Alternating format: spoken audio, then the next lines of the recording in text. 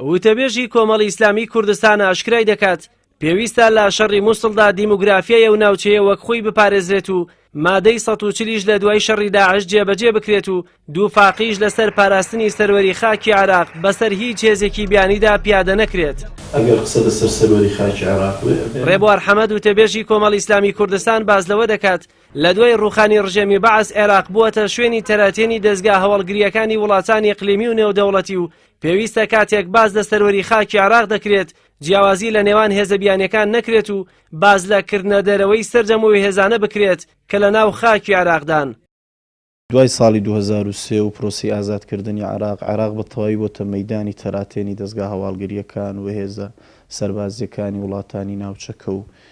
وڵاتانی ئیقلیمی و هەم نێودەوڵەتیش. ئێمە لەگەڵەوەی سەروەری خاکی عێراق پارێزراوە بێەوە هیچ هێزێکی بێگانە لە عێراق نەبێ و ئەم پاراستنی سەروەری عێراقیش ئەبێت بۆ هەموو دەوڵەتان وەکو یەک بێت. واتە کاتێک ئێمە باس لە سەروەری خاکی عێراقەکەی بوونی ئەم هێزانە هێزی ئەمریکا بن و هێزەکانی بەریتانیا بن هێزەکانی هەر وڵاتێکی کە بێ ینی ئێمە ڕەنگە نەتوانین ناوی هەموو ئەم وڵاتانە بڵین ئێستا گرنگە هەموو ئەو وڵاتانە هێزیان لە عێراق نەبێت و عێراق سەروەری پارێزرا و بێەوەی سەروەری عێراقە پارێزرا هێزە عێراقیەکان خۆیان بن و هێزەکانی پێکاتەکانی عێراق بن ئەوەی کە لە عێراقدا هەیە.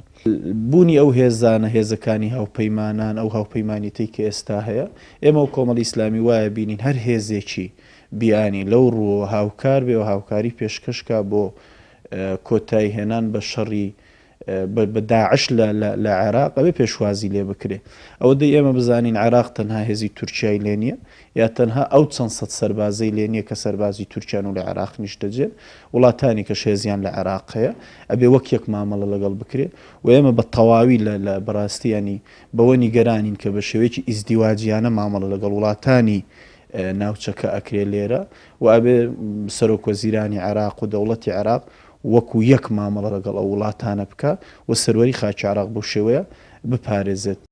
کۆمەڵی ئیسلامی کوردستان جەخت لەوە دەکاتەوە پێویستە هەرچی زووە لە چوارچێوەی هاوپەیمانی نێودەوڵەتی کۆتایی بە داعش بێنرێت و پارێزگاری لە دیموگرافیای و ناوچەیە بکرێت کە مافی سونەکانی عێراق و کەمەنەتەوایەتیەکانی تری تێدا پارێزراو بێت و هەر گۆڕینی دیموگرافیاش بووە نەهەمەتیەکانی بەسەری عێراقیەکاندا زاڵتر کردووە. ڕێبوار حەمەد وتەبێژی کۆمەڵی ئیسلامی ئەوەش دووپات دەکاتەوە لە دوای شەڕی داعش لە مووسڵ پێویستە مادەی 140 جێبەجێ بکرێت کە بەشێک لە خاکیە و ناوچەیە دەکەوێتە سنووری کوردستان و مادەی 140ەوە.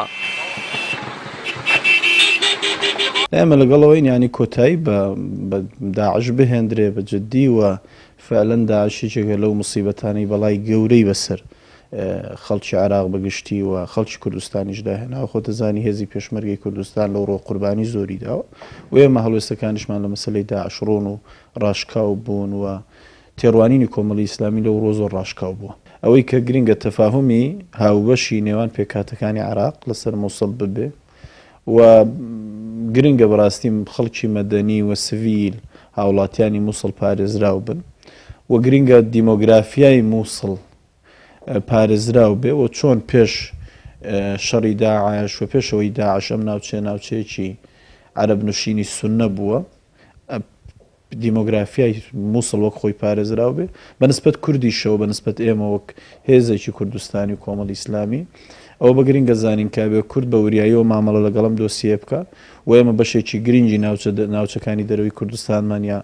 بەشێکی گرنگی مادەکانی مادەی 140 سنووری پارێزگای مووسڵە ئەوێ بۆ ئەوەش کورد زەمانەتی خۆی وەربگرێ. هەڵوێستەکانی کۆمەڵی ئیسلامی کوردستان لە کاتێکدایە بەشێک لە هێزەکانی تورکیا لە سەرداوای خودی سەرۆکوەزیرانی عێراق لە ساڵی 2014 لە ناو خاکی عێراقدا جێگیر کراون و بەشێکی تر لە وڵاتانی بیانیش بە بیانووی هاوپەیمانی و شەڕی دژی داعش تۆڕی هێزەکانیان لە ناو خاکی عێراقدا فراوانتر کردووە کەچی ئەنجومەنی نوێنەرانی عێراق و بەشێک لە عێراقیەکان پێیان وایە تەنها بوونی هێزەکانی تورکیا سەروەری خاکی عێراقیان پێشێل کردووە.